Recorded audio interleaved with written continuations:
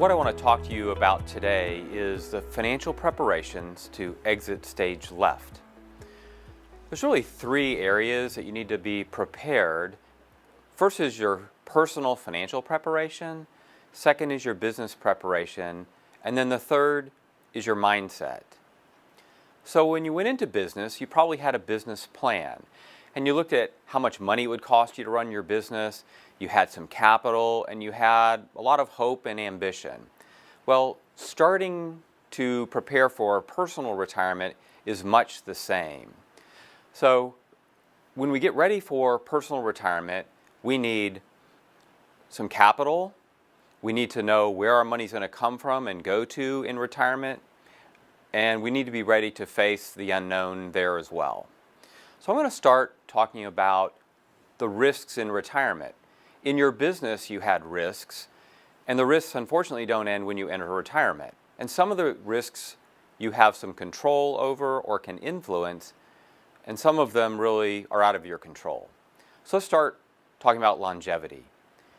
Did you know that if you're 65 years old and you're a male, there's a 20% chance that you'll still be alive when you're 90? If you're a female, the chance is 30%, and if you're a couple, the chances are 40% that one of you will still be alive when you're 90. So if you retire at 65 and you live until 90, that's 25 years. That might be longer than you owned your business. So I guess that's both good and bad news. So longevity is great if you are prepared and can enjoy it, but not so great if you outlive your money. Next is inflation. So over the course of 25 years, even a 3% inflation can double the cost of your spending. You really don't have any control over inflation. You might be able to make adjustments to it along the way, but it's something that we have to plan for. Third is the macro or the market risk. And really what we're talking about here is that's the economic and the political environment that you happen to experience in your retirement. And it can have a dramatic impact on the success of your retirement, but you have absolutely no control over it. And then the fourth area is spending. And of all the areas, it's the area that you have the most control over, but what we'll see in a minute is even there, it's not completely within your control. So when we think about spending, and you think about your business, you probably had a budget for your business so you could know what your spending needs were for the year. Well, it's the same in your personal situation. But we want to think about our personal spending in four ways. The first way is what we call non-discretionary. And those are the things that really you can influence them to some degree, but they're pretty consistent over your entire life. Your electric bill, the food that you eat around your home, property taxes, various types of insurance. You can have some impact by driving a less expensive car or living in a smaller house. But really, once you set your lifestyle, those expenses really don't change much during your lifetime. Next is debt. Now, my best advice to you is to try to be debt-free when you get to retirement. But even if you do that, there might be expenses in your retirement that are better met using debt. Maybe you want to buy a motorhome or a second home, or you have to do repairs to your home. And it might just be more economical to pay for that over time rather than all at once. And so proper management of debt is important and understanding what those payments will be. The third is healthcare. So healthcare is a very significant expense for many retirees, and it's something that increases faster than the general rate of inflation. So those are the three spending areas that you don't really have a lot of control over. You can influence them. So what we need to do is do a good job of understanding and being realistic about what are those going to add up to. Because once we've covered those, then we can talk about discretionary.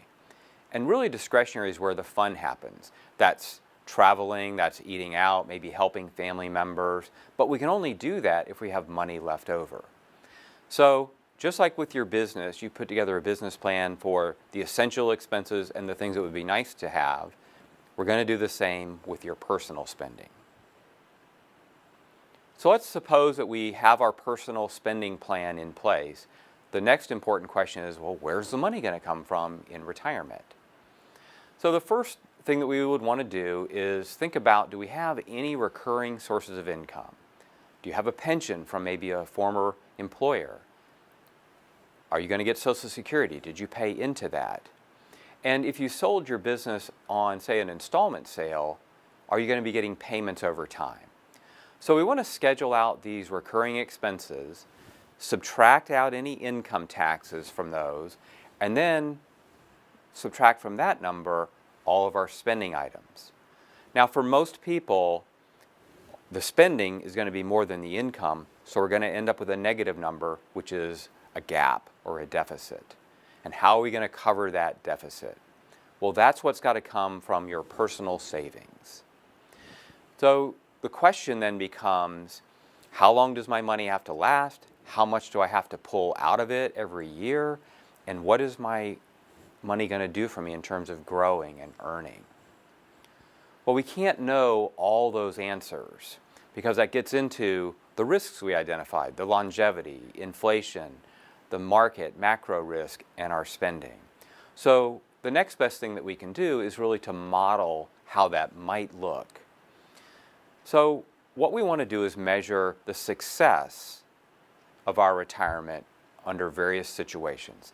And by success, what we're measuring is, what's the probability that I can live my entire life, spend money doing all the things that I want to do, and not run out of money? So that's how we're defining success. Because we can't know how long we'll live, what inflation will be, and what return we'll get on our investments, we want to model that under various conditions. And that process is called Monte Carlo. And it's a process where we simulate many, many different outcomes, many patterns of return, to understand how much impact does that have on our financial security. And so let's say that we model that and we get a 91% confidence rate. What that means is that 91% of the situations that we looked at were successful. We had enough money to live our lives. Sometimes we ended with a lot of money and sometimes a little, but we had enough. And so that's great, and it's never a guarantee, so it will never be 100%. But let's say that at 90% we feel confident and we would like to consider spending more. And so we create another scenario with even more spending. And what we see in this situation is our success rate drops down to 78%. Well, that's still not bad if we have a fairly large discretionary spending, because what that means is if we get into trouble in retirement, we could cut back and move our success rate back up. So really this process of modeling success is about just understanding the possibilities under different situations. You're still going to have to monitor what's actually happening every year during your retirement.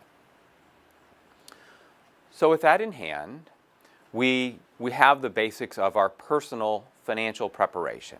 We know where money's coming from, where it's going to, and how likely it is that it's all going to work out. So now we want to turn our attention to our business preparation. For most entrepreneurs, your business is your most important asset. And so if you're going to get ready to sell it, you want to fix it up. You want to make it as attractive as possible so that you can attract more buyers and get the best price for your business. Well, how do we do this? For every business, there are processes and procedures. And your new buyer, while they might know your industry, they don't really know how you created success. That comes through in your processes and procedures. The more clearly and simply those can be defined, then the more confident that new buyer will have and the greater their probability of success, and so the more that they're willing to pay you for your business. Next is clean up your balance sheet. You know, balance sheets can be like closets. You can collect a lot of stuff in there that's really not very productive. So go through, clean up your assets, liabilities. You really want your balance sheet to be lean and clean. And then if you're like most business owners, you've got a to-do list.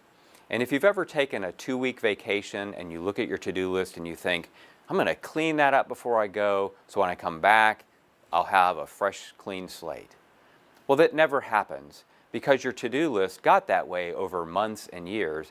And if you could clean it up in 2 weeks, you wouldn't have it to begin with.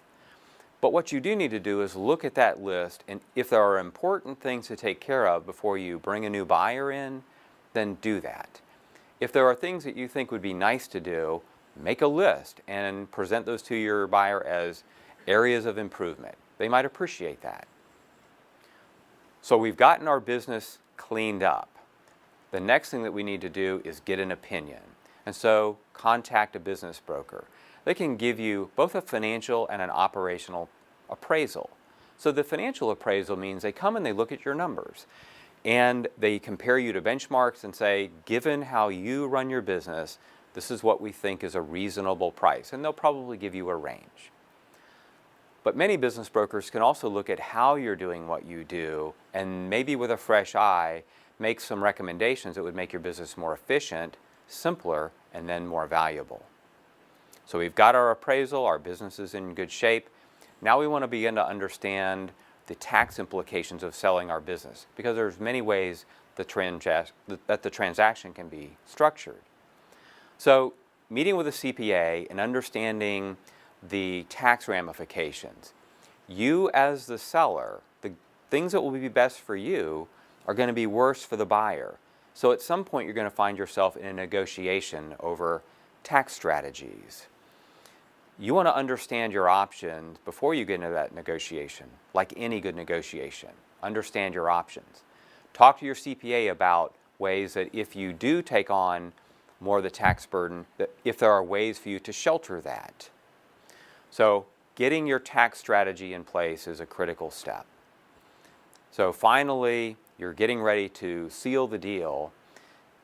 It's critical to work with an experienced attorney to help you draft up a document to codify the sale. This is going to be especially important if you, the seller, holds a note. You sell your business over time. You want to make sure you have a good collateral interest in your business so that if something goes wrong, you can step back in and take control and try to salvage whatever value is there.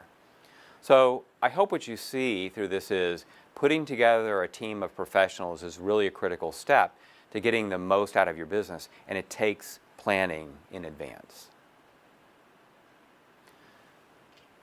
So we've got our business plan in place, our personal financial plan in place. Now comes what might be the most difficult, which is mental preparation. So most entrepreneurs are very driven people, and it's very difficult for them to think about not having something to do when they wake up tomorrow morning. So my advice to you is to begin thinking about this at least 2 years before you retire.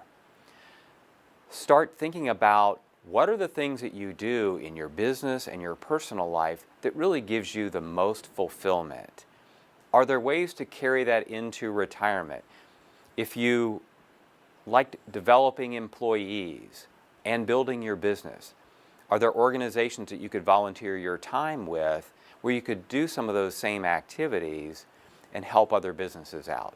So think about that and really put thought into that long before you're ready to walk out the door. And then finally, give yourself permission to have an empty schedule for at least 6 months. Probably one of the biggest mistakes that we see is people going straight from the world of work to the world of retirement, and they've busied their schedule again, and they never really figure out if they're doing the things that matter the most to them and that give them the most personal satisfaction. So give yourself that permission. You know, when you started your business, the purpose of it should have been to serve you, your life, and your ambitions. And the purpose of your retirement is to do the same. Your money in retirement is to do the same. Both pursuits took time, ambition, and planning to accomplish. But done well, it makes all the difference. So thank you.